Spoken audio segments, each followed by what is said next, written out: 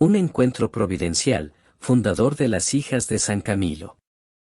El 20 de agosto de 1871, luego de permanecer 2 años en Roma, el padre Tessa fue enviado a Francia.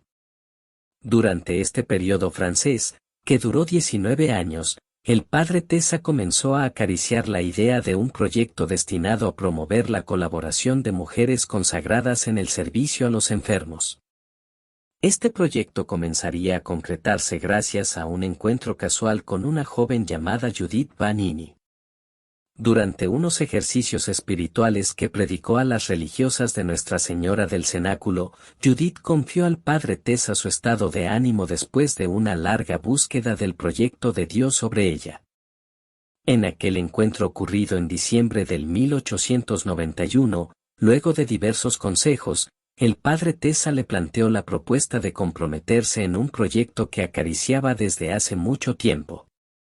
En aquel momento Judith tuvo la seguridad de haber encontrado lo que buscaba. Después del sí de Judith Vanini, el proyecto de la fundación pasó rápidamente a la fase operativa.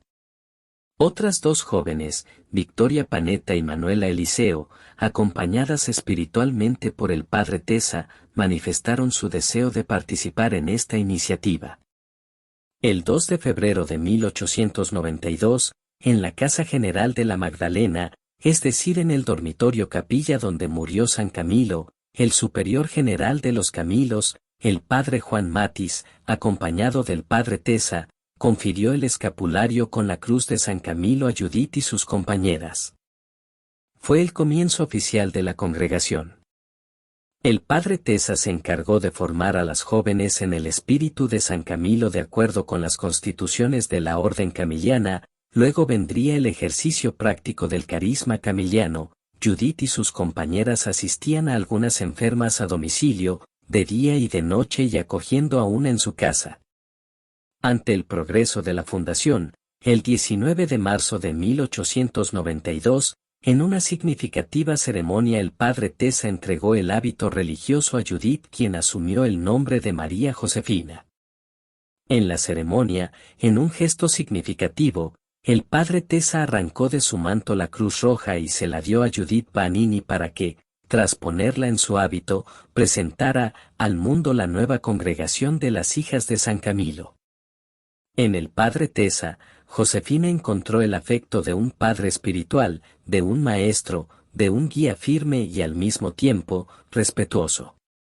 Este afecto se derramará igualmente en todas las hijas de San Camilo. En 1893, en presencia del superior general, padre Matis, María Josefina emitía la profesión de los votos religiosos añadiendo el de asistir a los enfermos incluso con riesgo de la propia vida. En la congregación fundada por el padre Tessa, este aspecto del carisma camiliano se profundizaba y ampliaba. Pedía a sus hijas que aprendieran a ver en el enfermo al esposo y a servirle con corazón de madre.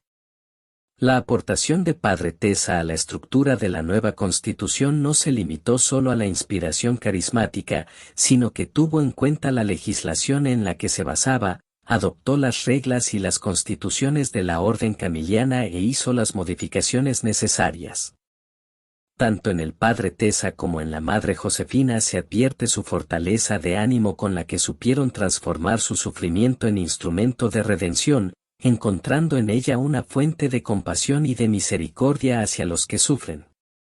Luego de profesar los votos perpetuos, el 8 de diciembre de 1895, en unión con otras 2 hermanas, la madre Vanini fue elegida superiora general del instituto, fundó nuevas comunidades en Italia y en el exterior, acompañando con amor materno a sus hijas.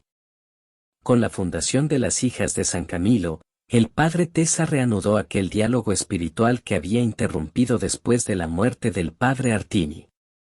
En la madre Vanini y luego en sus hijas, encontró las interlocutoras ideales para comunicarse en un nivel lleno de afectividad y espiritualidad. Crecía con ellas al tiempo que las ayudaba. Era caminar unidos en un crecimiento espiritual que no interrumpió nunca. En una carta dirigida a la comunidad de Cremona en 1898, dice, como verdaderas hijas de San Camilo deben, sobresalir en la caridad, en primer lugar, entre ustedes mismas y luego hacia los demás, en especial a los pobres enfermos, dispuestas, por la caridad, a hacer siempre hasta el más doloroso sacrificio no solo de las fuerzas, de las comodidades y de la vida, sino, sobre todo, los de la naturaleza, de la voluntad y del amor propio. En otra carta enviada a las hermanas de la comunidad de Mesañe, señala, te recomiendo muchísimo, como le recomiendo a las demás, que se dediquen con el más grande empeño, a la práctica de la caridad fraterna. Tengan en cuenta que si se debilita entre ustedes, todavía quedará menos para los pobres enfermos y, lo que es peor, Dios se retirará de ustedes y así arruinarán su obra, arruinando sus almas. Serán las cartas a sus hijas la forma como el Padre Tesa se mantendrá unido a ellas hasta el final de sus días.